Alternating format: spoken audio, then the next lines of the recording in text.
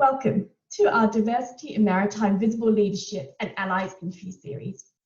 My name is Chrissie Clarke and I'm the Head of Diversity and Operations at Maritime UK and Secretary to the Maritime Skills Commission.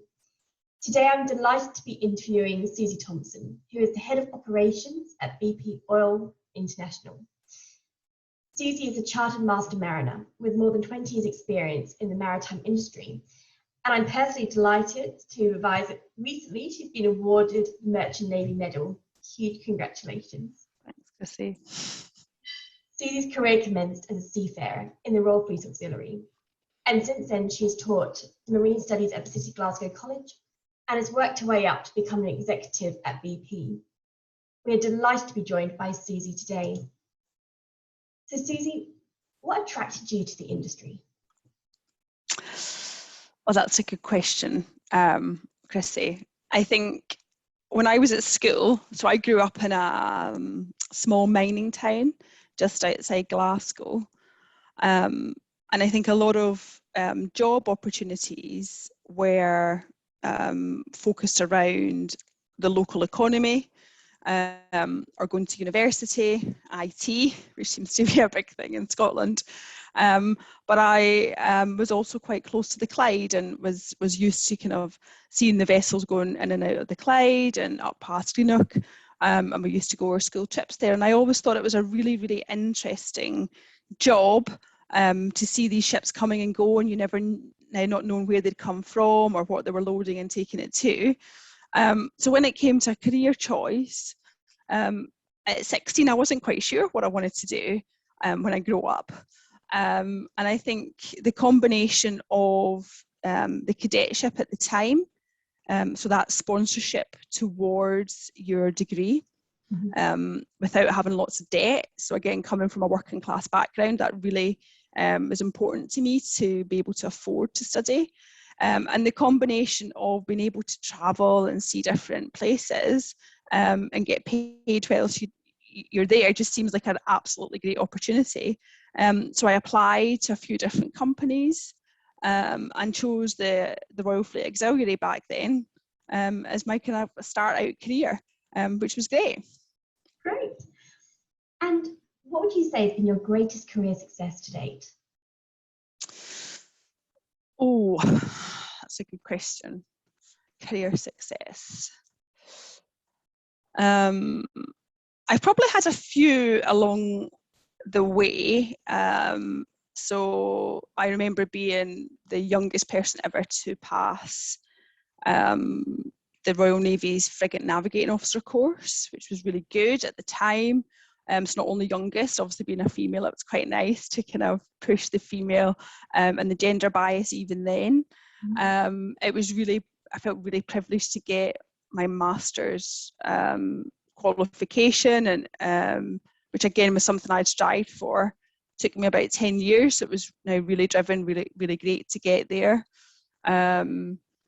Great to get into a really senior role. So I was vice president for BP previously and now head of operations. Again, great pinnacles in my career, and the Merchant Navy award last week, I mean, is fantastic. I'm humbled, but fantastic.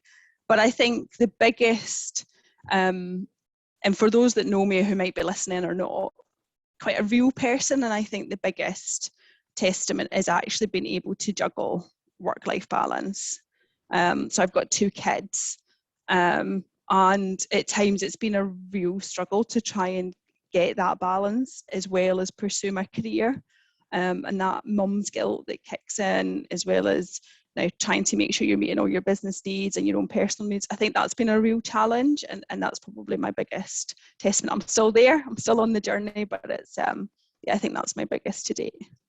Fabulous, and I definitely understand the mum guilt and the work-life balance and the juggle. If you could give a tip to somebody who is in a similar position of managing the juggle, what is one tip you could give? Oh, I think it's tricky, right? Because I think there's different stages we go through as professionals, which we are in our own right, and then as mums.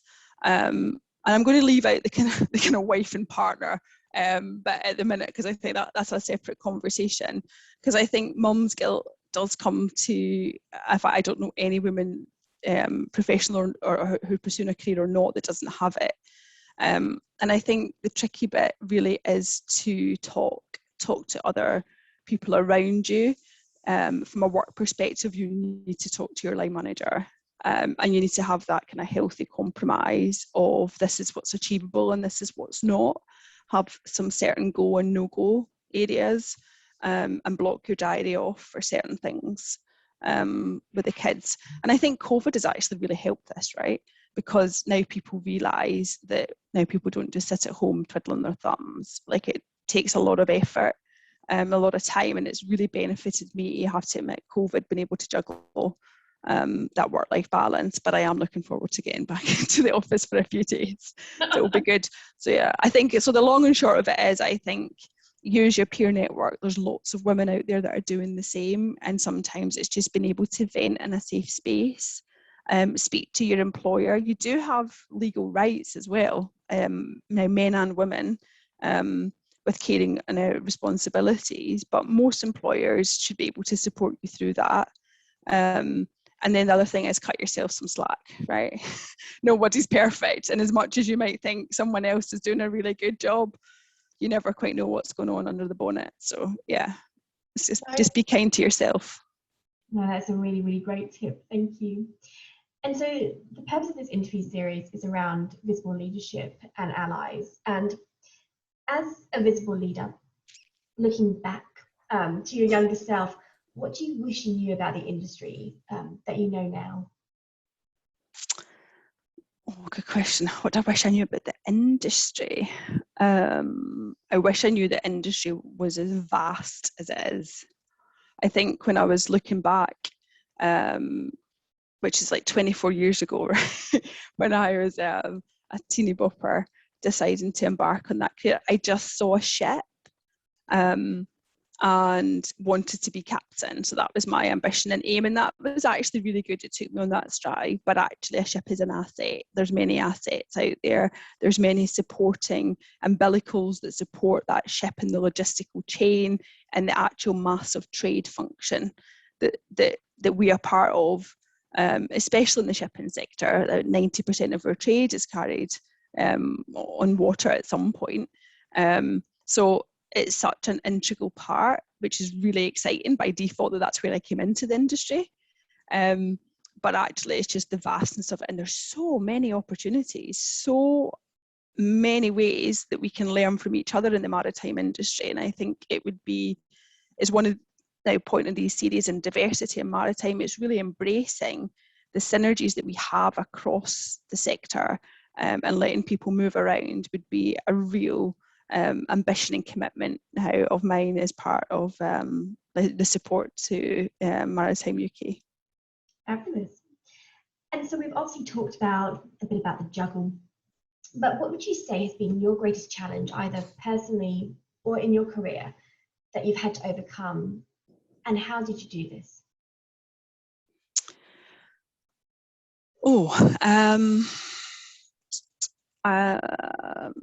Biggest challenge.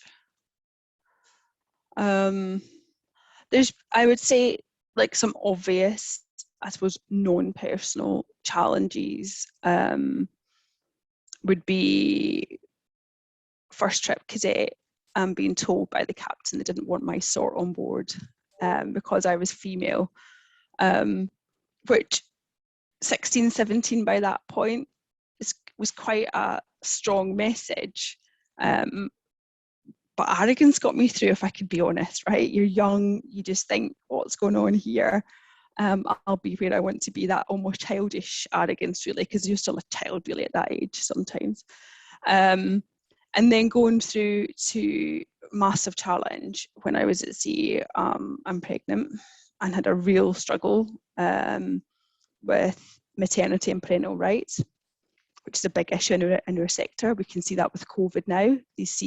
Lots of seafarers across the globe who have got newborns at home and haven't seen them for 18 months, now 24 months, which is COVID partly, but ship owners do have a lot of more sway than maybe they like to exercise, and not everyone is covered through unionism and different protections that they have.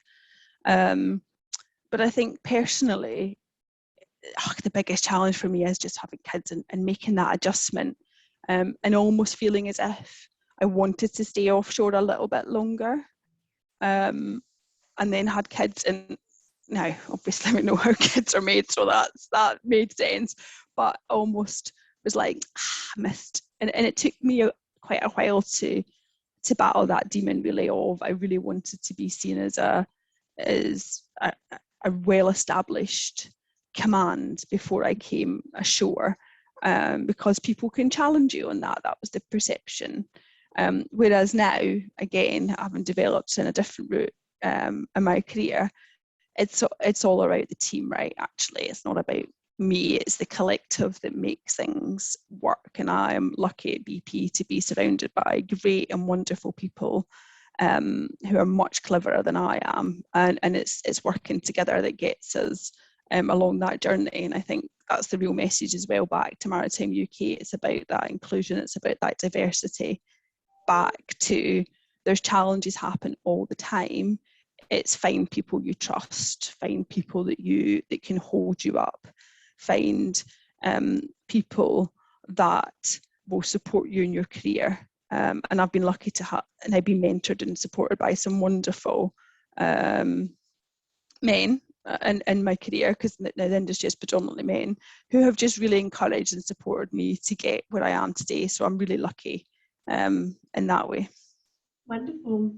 And we're actually very lucky, I guess, the next round in this interview series is actually going to be you interviewing one of those allies. So we're looking forward to sharing that.